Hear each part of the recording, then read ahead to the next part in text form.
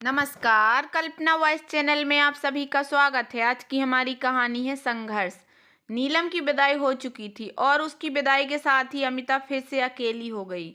बेटी को पढ़ा लिखा कर और आज हंसी खुशी विदा करके उसने अपनी जिम्मेवारी बखूबी निभाई थी।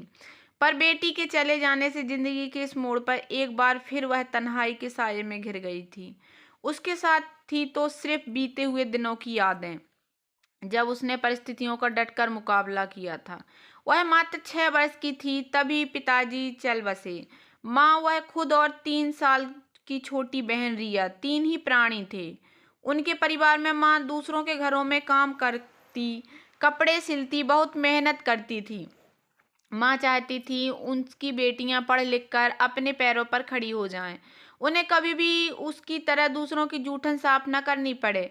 यही माँ का सपना था और अपने इन्हीं सपनों को साकार करने के लिए माँ कठिन मेहनत करती थी। सब कुछ ठीक चल रहा था। तीनों माँ बेटियां संतोष से अपना जीवन व्यतीत कर रही थीं। पर सुख दुख तो प्रकृति का नियम है। उनकी जिंदगी में दुखों की ऐसी आंधी आई कि एक ही झोंके में उनका सारा सुख चैन उड़ा कर ले गई। तब की बात है जब अमिता 12वीं कक्षा की परीक्षाएं दे रही थी। एक दिन जब वह घर लौटी तो माँ को बिस्तर पर बेसुध देखकर चिंतित हो उठी थी। एक ही पल में अनेक शंकाओं ने उसके मस्तिष्क में जन्म ले लिया। और जब उसे बताया गया कि उसकी माँ को लकवे की बीमारी हो गई है और उस पर तो मानो वज्रपात हुआ हो, उस दिन माँ के पास जाकर खूब जी भर कर रोई थी वह। और उस दिन से ही उसके जीवन के संघर्ष की शुरुआत हो गई थी। माँ दिन भर बिस्तर पर लेटी रहती और उनको खाना खिलाना, उनकी देखभाल करना, सारे काम अमिता अपने हाथों से स्वयं करती थी। माँ कुछ बोल नहीं पाती थी पर उनकी आंखों से लगता था मानो पूछ रही हो, अब मेरे सपने का क्या। माँ की बीमारी से घर की आर्थिक हालत चरमरा गई थी। अमिता की भी परीक्षा समाप्त हो चुकी थी। घर की हालत देखकर उसका मन व्यवस्थित हो उठा था। उसने निश्चय किया कि वह उसी घर में काम करने जाएगी जहां माँ जाती थी, जब तक कि उसे कोई दूसरा काम नहीं मिल जाता। माँ ने कभी नहीं चाहा था कि उसकी बेटियां दूसरों की जूठन साफ करें, पर परिस्थितियों ने बेटी को उसी मोड़ पर लाकर खड़ा कर दिया था। कैसी विडंबना थी। किसी ने सच ही कहा है, जो बात इंसान सोचता है वह होती नहीं है और जो होता है उसके बारे में इंसान कभी सोचता ही नहीं है। इसे ईश्वर की लीला ही तो कहा जाएगा, जिससे कोई मानव कभी बच नहीं सकता। ना जाने अमिता के भाग्य में क्या लिखा था, पर अमिता हिम्मत हारने वालों में से नहीं थी। जब अमिता उस घर में पहुंची तो उसकी मालकिन ने उसकी माँ के स्थान पर उसके आने का कारण पूछा और अमिता ने सारी बातें विस्तार से बता दी। इस तरह से वह अपनी माँ के स्थान पर उस घर में काम करने लगी। एक दिन जब वह लौट रही थी तो रास्ते में उसने एक दुकान के बाहर एक विज्ञापन पढ़ा, जिसके अनुसार वहां पर ऐसी लड़कियों का महिलाओं की आवश्यकता थी जो सिलाई और कसीदाकारी कर सकें।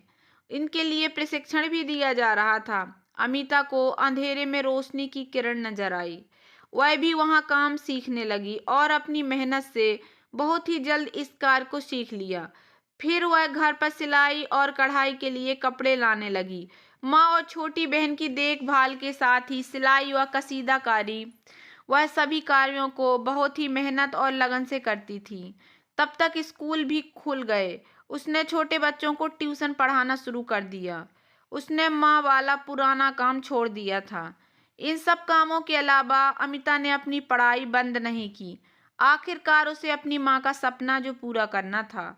वह बहुत मेहनत करती पर उसे सदैव यही दुख रहता कि वह अपनी माँ का अच्छी तरह इलाज नहीं करवा पाई। इस तरह 4 साल बीत गए। 4 साल बाद अमिता की मेहनत रंग लाई। खुशियों ने उसके आंगन में कदम रखा। अमिता का मन मयूर खुशी से नाच उठा। उसे एक बैंक में नौकरी मिल गई थी।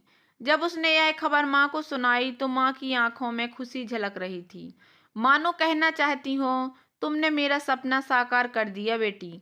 अमिता जब अपनी पहली तनख्वाह लेकर लौट रही थी तो उसके मन में ढेरों उमंगें थीं। वह सपनों के सुनहरे समुद्र में गोते लगा रही थी। वह सोच रही थी कि अब वह अपनी माँ का ढंग से इलाज करवा सकेगी। पर वह नहीं जानती थी कि घर पर एक क्रूर सच्चाई उसका इंतजार कर रही थी। घर पहुंचते ही पता चला कि 4 साल से दुख भोगते भोगते इलाज के अभाव में माँ ने दम तोड़ दिया था। अमिता पर तो दुखों की गाज गिर पड़ी। दोनों बहनें इस बेरहम दुनिया में अकेली रह गई थीं। जिन रुपयों से अमिता माँ का इलाज करवाना चाहती थी, वे रुपए माँ के अंतिम संस्कार के काम आए थे।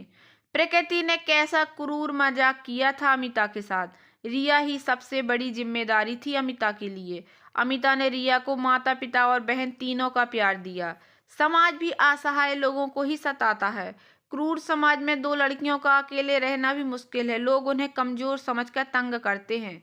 अमिता और रिया को भी यह सब सहना ही पड़ा। लोग उन पर छींटाकशी करते, हर तरह से परेशान करते, परंतु अमिता ने सभी प्रकार की परिस्थितियों से निपटने के लिए स्वयं को और रिया को मजबूत बनाया। रिया के ग्रेजुएशन पूरा करते ही अमिता ने उसकी शादी कर दी। अब अमिता तन्हा रह गई। समाज किसी को भी चैन से जीने नहीं देता। अमिता जब भी घर से निकलती, उसकी बढ़ती उम्र और शादी को लेकर उस पर व्यंग बाण छोड़ने लगते। हाय कितनी उम्र हो गई, पर अभी तक शादी नहीं हुई, जरूर कोई कमी होगी, अरे किसी से चक्कर होगा। अब कोई जाकर इन बेसमझ लोगों से पूछे कि जब तक वह अपनी छोटी बहन का घर नहीं बसा देती, तब तक उसे अकेला छोड़कर अपना घर कैसे बसा सकती थी। क्या वह अपनी इतनी बड़ी जिम्मेदारी से मुंह मोड़ लेती। अमिता ने जब तक अपनी जिम्मेवारी निभाई, तब तक तो उसकी उम्र बढ़नी ही थी, पर अमिता कर क्या सकती थी। लोगों के व्यंग बाण उसके हृदय को बेधते हुए निकल जाते और वह आह भर कर रह जाती। एक दिन उसके बॉस आलोक ने उसे अपने कक्ष में बुलाया और उसके समक्ष विवाह का प्रस्ताव रख दिया। आलोक की बात सुनकर अमिता आश्चर्य के सागर में डूब गई। सीधे विवाह प्रस्ताव रख दिया, बिना ढंग से जाने पहचाने। वह तो सिर्फ इतना जानती थी कि वह उसका बॉस है और अच्छे व्यवहार और व्यक्तित्व का धनी है। आलोक ने बात आगे बढ़ाते हुए कहा कि वह उसके बारे में सब कुछ जानता है। वह यह बात कई दिनों से कहना चाहता था, पर हिम्मत नहीं हुई। आलोक ने अमिता को अपने बारे में सब कुछ बताया और सब कुछ देखने और सुनने और विचार करने के बाद दोनों पवित्र प्रणय सूत्र में बंध गए। अमिता बहुत खुश थी। उसको लग भी रहा था कि खुशियां उसके आंगन में नाच रही हैं। सुख की वर्षा उसके घर में हो रही है। आलोक के परिवार में सिर्फ उसकी माँ थी। अमिता को पति और सास दोनों बहुत स्नेह करते थे, परंतु सुख की बरसात मौसमी थी। जब अमिता ने नीलम के रूप में अपनी पहली संतान को जन्म दिया, तो मानो बहुत बड़ा अपराध कर दिया हो। लड़की को अभिशाप मानने वाले आलोक और उसकी माँ स्नेह का चोला त्याग कर क्रूरता की प्रतिमूर्ति बन गए।